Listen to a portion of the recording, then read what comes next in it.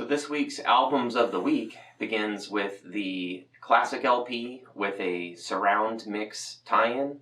This is Trespass by Genesis. This begins my journey to review Genesis in surround.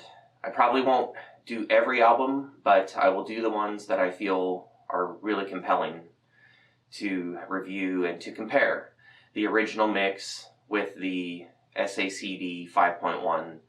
Alright, so Trespass, just had a fresh listen to the LP. Lots of interesting melodies throughout this record, and you have a sound that strikes me as classic Genesis, even though you have John Mayhew on drums. Phil Collins hasn't shown up yet, and you have Ant Phillips on guitar, so no Steve Hackett yet. Now, speaking of Ant Phillips, he has quite a few interesting surround albums out, and my recommendation is Geese and the Ghost. That 5.1 DVD audio, if you love DVD audio 5.1 and early Genesis, you need that in your collection. It really is superb. Much of Genesis support that record, so in many ways it feels a lot like Trespass, but in more of a mellow, pastoral way. Anyway, Trespass. So now I'm on to the SACD 5.1, and when I've had a chance to digest that 5.1 mix, I will do a full review about the differences. And now, I feel that's quite enough of Trespass. I'm going to move on with the Albums of the Week. We are going to Japan, so our quest for the best albums around the world takes us this week to Japan. The Azuma Kabuki musicians, Nagauta music and original music, and arrangements from older classics. So Japanese drum music, I've already heard this once, and I'm delighted to put it on again. I don't think my wife is the hugest fan, and she's home, so if I crank it up loudly enough, I might get to annoy her. So anyway, here we go. Kabuki.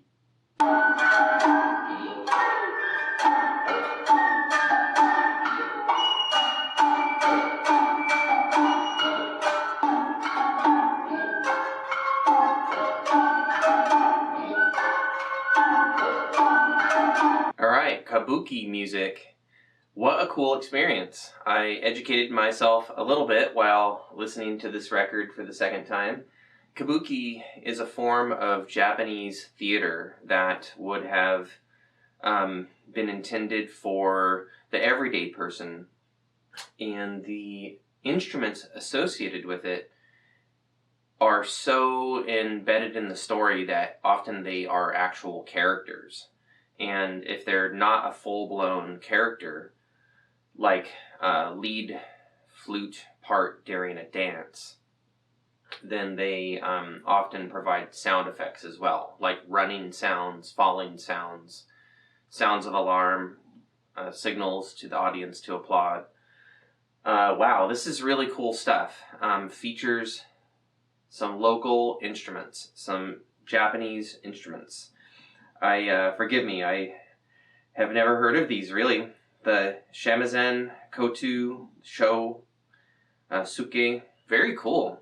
I have experienced something either new to me, or at least I'm really just recognizing it for the first time. Wooden blocks, lots of different sizes of drums. The shamisen sounds kind of like a banjo, but not quite as twangy. I don't know. This was a unique experience. The percussion, the melodies, the rhythms, sometimes were just something that I felt like I had just never really listened to before. And some of the chanting and the theatrical singing, some of the harmonies, I'm not sure I've ever heard those intervals before. I don't think they exist in the Western scale. The octave, that Western music is built around. So quite a unique experience. I'm so glad that I had a chance to hear this. I like that my 1956 US LP came in a rice paper inner sleeve, And so I have that inside an archival protective inner sleeve. And very cool. So enough about Kabuki for the moment, and on to the next record. It's Whitney. Let's take the tempo in here up quite a few notches. Several hits on this record. I'm looking forward to reconnecting with it in just a sec. All right, Whitney, 1987, Arista Records. This is a mixed bag for me. The great songs are exceptionally good, and they represent the 80s well. I Want to Dance with Somebody, Just the Lonely Talking Again. Didn't We Almost Have It All? So emotional. Could have had a perfect side A here, except Love Will Save the Day. Oh my gosh. It's so wrong.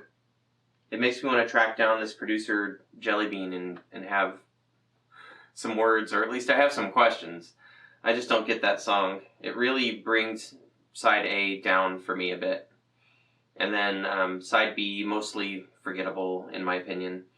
But anyway, even if the tracks don't really land with me, Whitney's singing is always stellar. I mean, come on, it's Whitney. So very cool listen. And now we're moving on to the last record of the week. The kiddo is out on a sleepover, so the missus and I are going to crank some Black Sabbath. Thanks to my buddy Goss, sold this to me recently. And it's a 180 gram repressing. I believe it's 2013. But don't quote me on that unless I'm right. Anyway, we're going to rock out and then just chill out. So that's all for this week. I hope you've enjoyed this video. Please, if you do, give a thumbs up.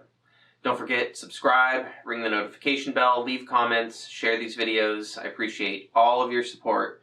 And until next time, live life in stereo or surround. Oh my heavens, I almost forgot the quad album of the week. This week I chose Barbara. You thought I forgot the quad album of the week? Well, I nearly did. So here's Barbara Streisand, Stony End. I hear this has a bit of a rock edge for her. She put out several albums in quad. I am trying to track them all down. I have a few, and I think I am missing some though. And I do have a rather large Barbara Streisand LP collection. I think she's cool. So anyway, I'm looking forward to listening to this. I'll report back, and that will truly be it for albums of the week this week. So Barbara Streisand, Stony End, SQLP.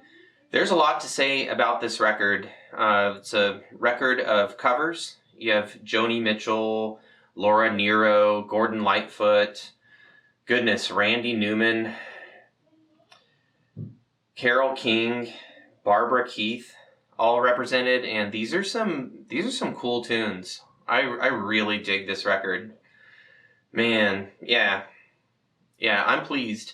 The quad mix really didn't wow me in any way. I suppose that's appropriate with the style of music, and I did feel like it helped to kind of draw me in and expand my experience. So whether in stereo or quadraphonic, I recommend you check out this record, Barbara Streisand, Stony End. It's a cool record. I really genuinely dig this. It does rock in kind of a light rock, kind of a country rock kind of way. It's cool. I really love it. Especially like how the album really lets you down in a very mellow way with the final track, I'll Be Home by Randy Newman. Oh, after the rambunctious Free the People. Really, really, really, really great way to close this record, and shows that attention was paid. So anyway, that now truly concludes the albums of the week.